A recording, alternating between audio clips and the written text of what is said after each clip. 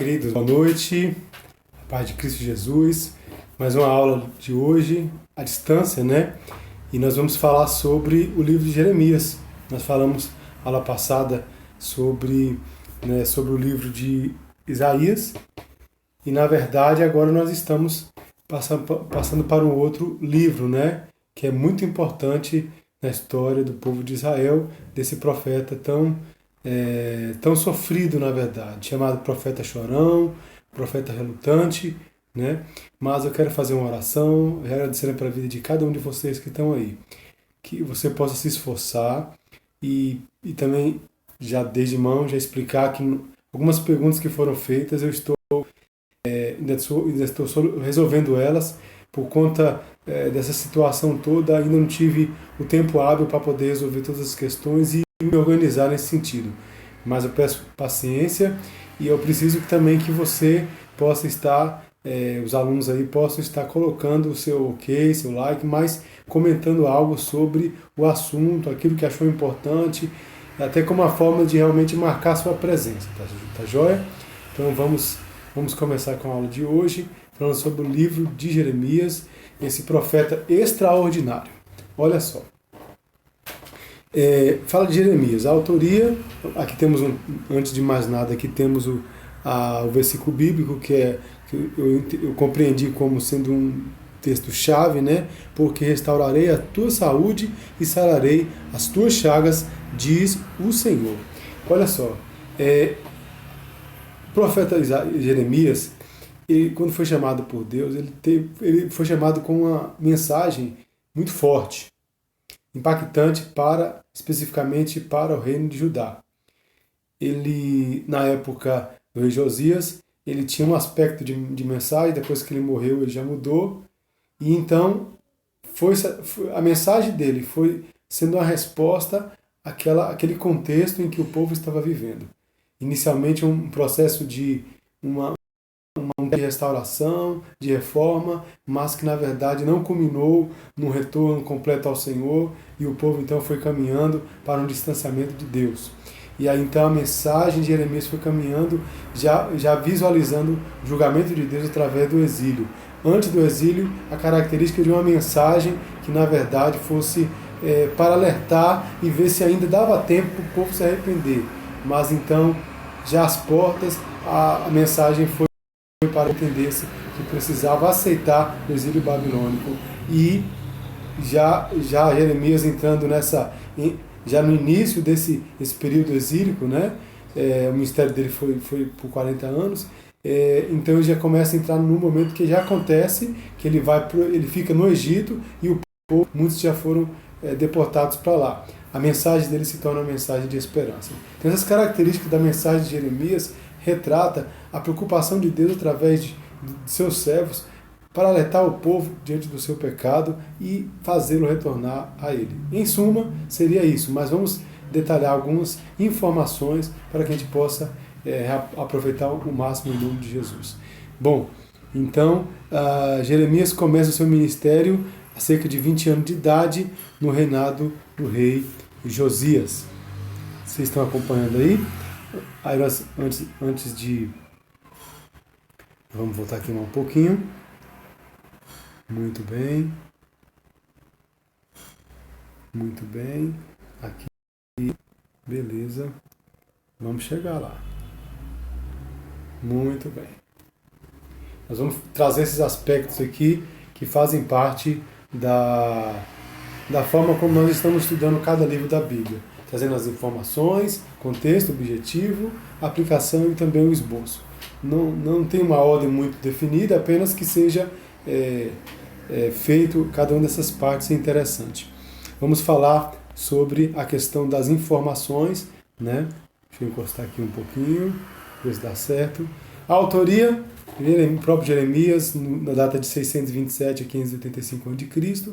Jeremias começou seu ministério com cerca de 20 anos de idade, no reinado de Josias, como nós falamos. Seu ministério durou por 40 anos, né?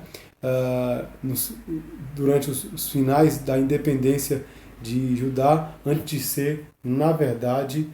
de ser conquistado pela Babilônia. Esse é o evento que marca na história de Israel, de maneira trágica em 586 a.C. Então Jeremias está antes disso aí, e ele tenta, na verdade, evitar o máximo possível que isso viesse, então, a acontecer. Durante esse tempo também, do ministério de Jeremias, né, ele suportou muita oposição, foi espancado, encarcerado, tudo por causa da sua mensagem de denúncia e julgamento à apostasia de Judá. Jeremias está a ponto de até abandonar a missão de profeta, mas foi perseverante, tanto que ele é conhecido como profeta relutante. Temos a vida de Jeremias como um exemplo de um homem perseverante, de um servo de Deus, mesmo diante de todas as circunstâncias contrárias, até mesmo sem entender uma mensagem que ele proclamava, e parece que as pessoas não entendiam, não aceitavam, não se voltavam, não se arrependiam, mas ele continuava levando com fidelidade a mensagem do Senhor. Também o contexto, nós vamos partir aqui do contexto. A vocação de Jeremias para ser profeta do Senhor ocorreu durante o reinado de Josias, né, que havia começado um movimento de restauração.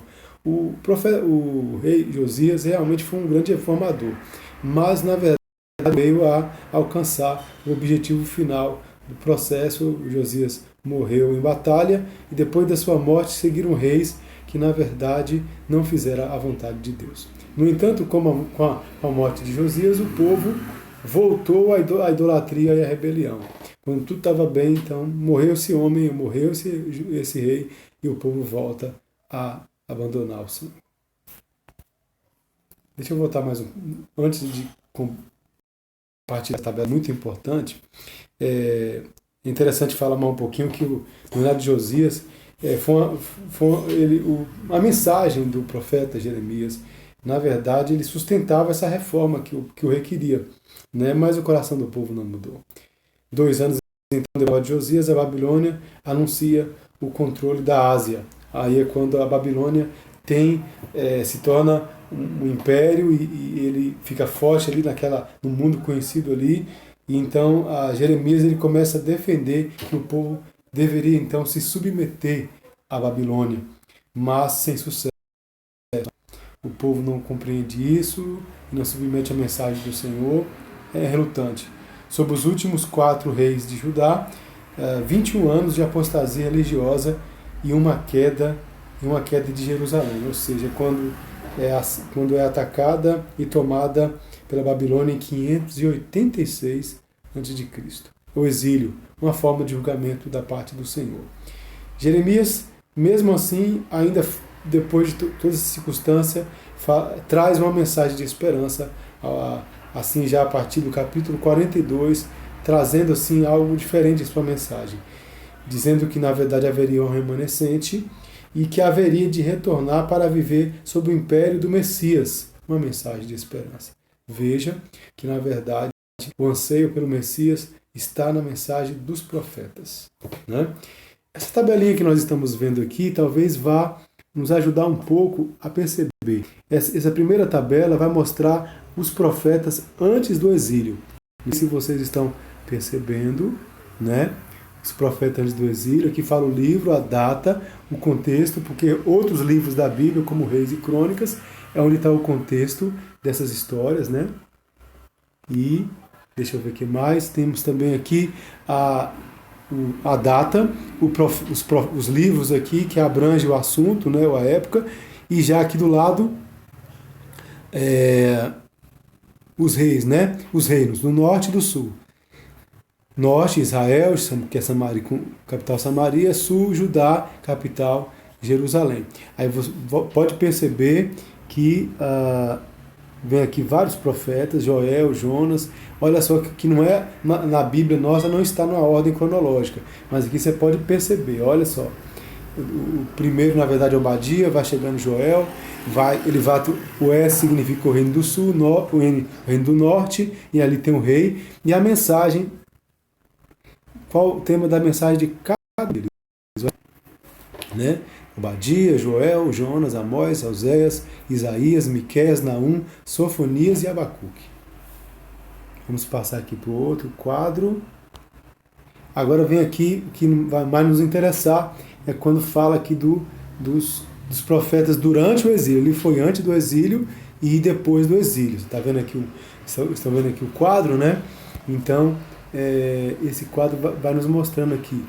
Vou aumentar aqui mais um pouquinho. Jeremias já entra na parte durante o exílio. São os profetas que estiveram proclamando a sua mensagem na época do exílio. Aí você pode ver, na verdade, era Josias ali, Joacás, Joaquim,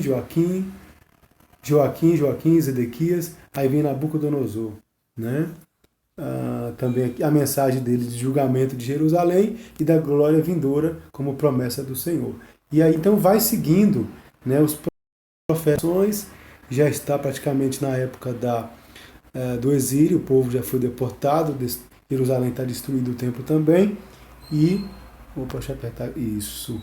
E vem Ezequiel,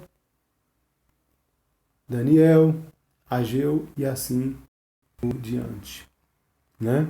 Eu vou deixar esse slide à disposição no grupo dos irmãos aí. Bom, dentro desse contexto, nós vimos aí esse quadro aí, né? Temos que entender também que essa invasão da Babilônia, na verdade, se deu em 3 momentos. Teve uma primeira invasão, 605, segunda invasão, 597, terceira invasão, 586, que foi a definitiva. E qual é o objetivo? Professor da mensagem de Jeremias. O objetivo que Jeremias quis anunciar uma série de severas advertências a Judá, no sentido de abandonar a idolatria e o pecado para evitar a catástrofe do exílio. São advertências contra o pecado, promessas de juízo e promessas de esperança e redenção. Esse é o objetivo da mensagem de Jeremias. Diante da mensagem de Jeremias, falando um pouco mais do objetivo, só salientar que é uma mensagem de destruição, mas também de restauração. A mensagem foi uma mensagem forte, uma mensagem que quase lhe custou do profeta. Ele realmente teve momentos de crise na qual ele não entendia o porquê da mensagem, que ninguém ouvia e obedecia, mas ele perseverou nessa mensagem e depois de um tempo, na verdade, a mensagem dele se caracterizou como uma mensagem de restauração, trazendo a promessa do Messias, daquele que reinaria para sempre e mostraria o reino de justiça na presença do Senhor.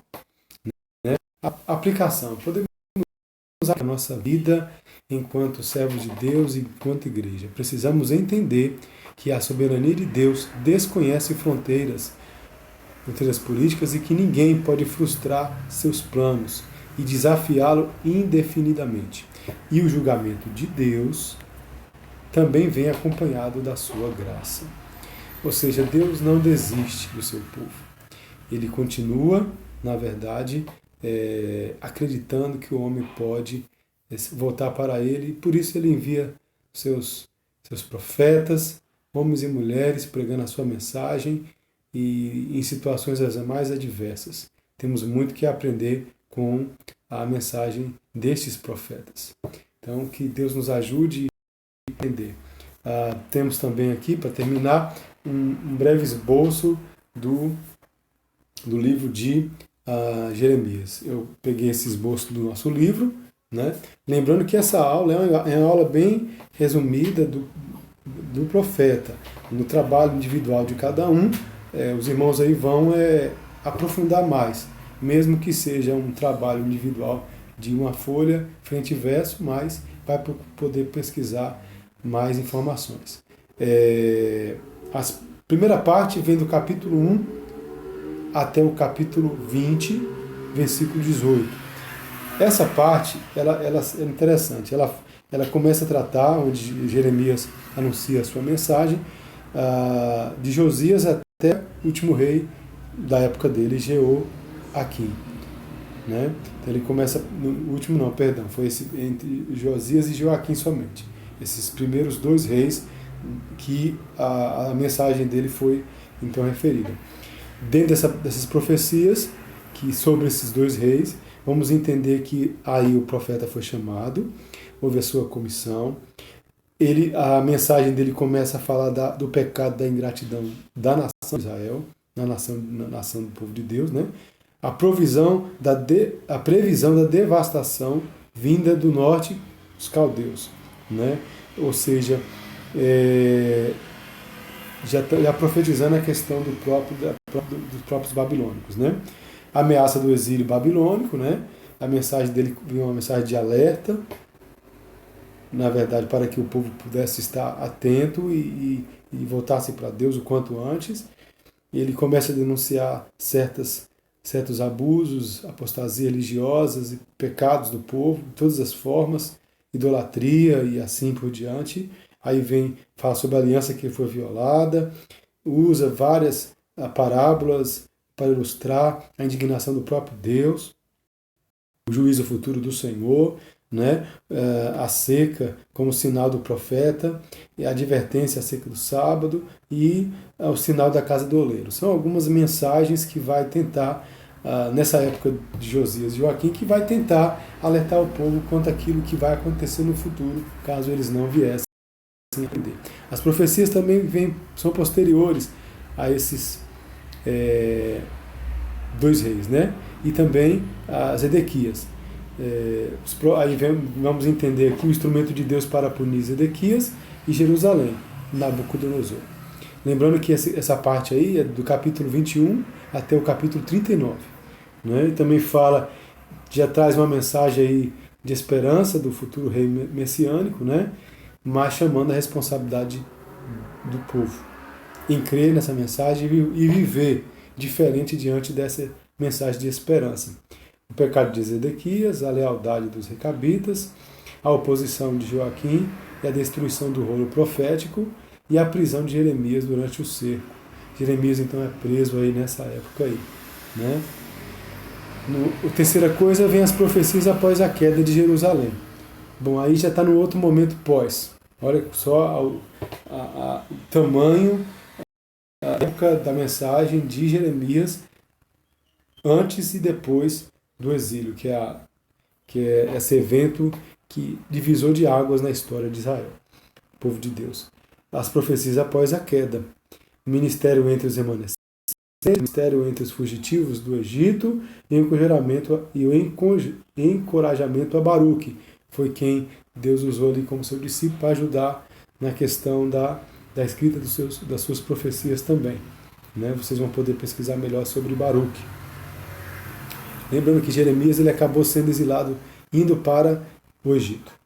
E, por fim, né, aqui tem também as profecias contra as nações pagãs.